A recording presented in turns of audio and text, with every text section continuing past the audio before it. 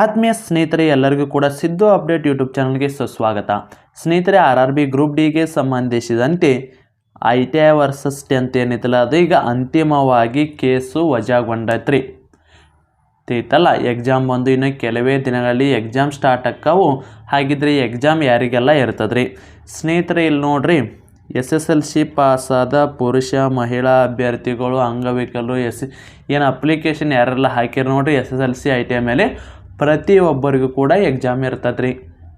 ಏನು 1 ಕೋಟಿಗಿಂತ ಹೆಚ್ಚಿನ ಅಭ್ಯರ್ಥಿಗಳು ಅರ್ಜಿ ಸಲ್ಲಿಸಿರಿ, ಪ್ರತಿಯೊಬ್ಬರಿಗೂ ಕೂಡ ಎಕ್ಸಾಮ್ ಇರ್ತದೆ. ಸರಿಯಾಗಿ ಸ್ಟಡಿ ಮಾಡಿರಿ. ನಿಮ್ಮ ಕಡೆ ಏನಾದರೂ ಸ್ಟಡಿ ಮೆಟೀರಿಯಲ್ ಇಲ್ಲ ಅಂದ್ರೆ ಸ್ನೇಹಿತರೆ, RRB ಗ್ರೂಪ್ ಡಿಗೆ ಸಂಬಂಧಿಸಿದಂತೆ ಇಂಪಾರ್ಟೆಂಟ್ ಸಿಲೆಬಸ್ ನೋಟ್ಸು ಜೊತೆಗೆ ಇಂಪಾರ್ಟೆಂಟ್ ಕ್ವಶನ್ಸು ವಿತ್ ಆನ್ಸರ್ ಕೂಡ ಇರ್ತಾವ್ರಿ. ಯಾರಿಗಾದ್ರೂ ಈ ನೋಟ್ಸ್ ಬೇಕಾಗಿತ್ತಂದ್ರೆ ಏನು 300 ರೂಪಾಯಿ ಐತಲ್ಲ, ಈಗ 300 ರೂಪಾಯಿ ಅಲ್ಲ, ನಮ್ಮ ಚಾನಲ್ ವೀಕ್ಷಕರಿಗಾಗಿ ಸ್ಪೆಷಲ್ ಆಫರನ್ನು ನೀಡಲಾಗ್ತದೆ. ಕೇವಲ 200 ರೂಪಾಯಿದಲ್ಲಿ ನಿಮಗೆ ಈ ಎಲ್ಲ ನೋಟ್ಸನ್ನು ಕಳಿಸಲಾಗ್ತದೆ. ಯಾರಿಗಾದ್ರೂ ಈ ನೋಟ್ಸ್ ಬೇಕಾಗಿತ್ತಂದರೆ ಕೆಳಗಡೆ ಕಾಣುವ ವಾಟ್ಸಪ್ ನಂಬರ್ಗೆ ಮೆಸೇಜ್ ಮಾಡಿರಿ.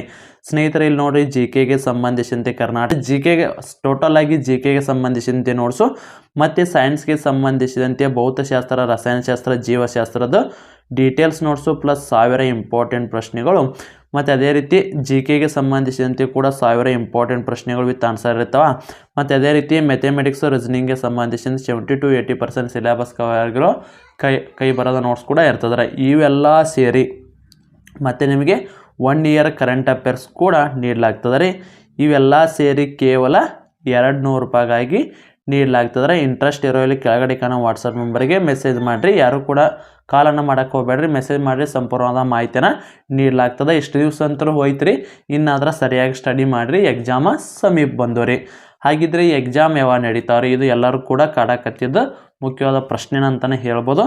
ಸ್ನೇಹಿತರೆ, ನಿಮ್ಮದು ಎಕ್ಸಾಮ್ ನೋಡ್ರಿ, ಡಿಸೆಂಬರ್ ಮೊದಲನೇ ವಾರದಲ್ಲಿ ಸ್ಟಾರ್ಟ್ ಆಗಿ ಜನವರಿವರೆಗೂ ಕೂಡ ನಡೀತಾವೆ. ಏನಾದರೂ ಡಿಸೆಂಬರ್ ಮೊದಲನೇ ವಾರದಲ್ಲಿ ಸ್ಟಾರ್ಟ್ ಆಗಲಿಲ್ಲಪ್ಪ ಅಂದ್ರೆ ಡಿಸೆಂಬರ್ 15ರ ನಂತರ ಆದರೂ ಕೂಡ ನಿಮ್ಮದು ಸ್ಟಾರ್ಟ್ ಆಕವ್ರಿ, ಫಿಕ್ಸ್ ಸ್ಟಾರ್ಟ್ ಆಕವ್ರಿ. ಯಾಕಂದರೆ ಈಗ CHSL ಎಕ್ಸಾಮ್ ನಡೆಯಕತ್ತಲ್ಲ, ಈ ಎಕ್ಸಾಮ್ ಮುಗಿದ ನಂತರ ನಿಮ್ಮದು ಎಕ್ಸಾಮ್ ಡೇಟನ್ನು ಅನೌನ್ಸ್ ಮಾಡ್ತಾರೆ. ಯಾಕಂದ್ರೆ ಅವ್ರೀಗ ನೆಕ್ಸ್ಟ್ ನೇಮಕಾತಿ ಮಾಡ್ಬೇಕ್ರಿ. ನೆಕ್ಸ್ಟ್ ನೇಮಕಾತಿ ಯಾವಾಗ ಆಗ್ತದಪ್ಪ ಅಂದರೆ ಈಗ ಡಿಸೆಂಬರ್ದಲ್ಲಿ ಅಥವಾ ಜನವರಿಯಲ್ಲಿ ಹೊಸ ನೇಮಕಾತಿಯನ್ನು ಮಾಡ್ತಾರೆ. RRB ಗ್ರೂಪ್ ಡಿಗೆ ಸಂಬಂಧಿಸಿದಂತೆ RRB ಇಲಾಖೆದವರ ಕ್ಯಾಲೆಂಡರ್ ಏನು ಬಿಟ್ಟಿದಲ್ಲ, ಆ ಕ್ಯಾಲೆಂಡರ್ ಪ್ರಕಾರ ನಿಮ್ಮದು ಹೊಸ ನೇಮಕಾತಿ ಆಗ್ತದೆ ರೀ. ಈ ಸಾರಿ ಸೆಲೆಕ್ಷನ್ ಆಗಲಿಲ್ಲ ಅಂದರೂ ಪರವಾಗಿಲ್ಲ, ನೆಕ್ಸ್ಟ್ ಆದರೂ ಕೂಡ ಸೆಲೆಕ್ಷನ್ ಹಾಕಿರಿ. ಅದಕ್ಕಾಗಿ ನೋಟ್ಸ್ ತೊಗೊಂಡು ಸರಿಯಾಗಿ ಸ್ಟಡಿ ಮಾಡಿರಿ. ತಿಳಿತಲ್ಲ ಸ್ನೇಹಿತರೆ, ಇದಾಗಿತ್ತು ಇವತ್ತಿನ ವಿಡಿಯೋ. ಇದಕ್ಕೆ ಸಂಬಂಧಿಸಿದಂತೆ ಏನೇ ಡೌಟ್ ಇದ್ದರೂ ಕಮೆಂಟ್ ಮೂಲಕ ತಿಳಿಸಿ. ಮತ್ತೆ ಮುಂದೆ ಸಿಗೋಣ. ಶುಭ ದಿನ.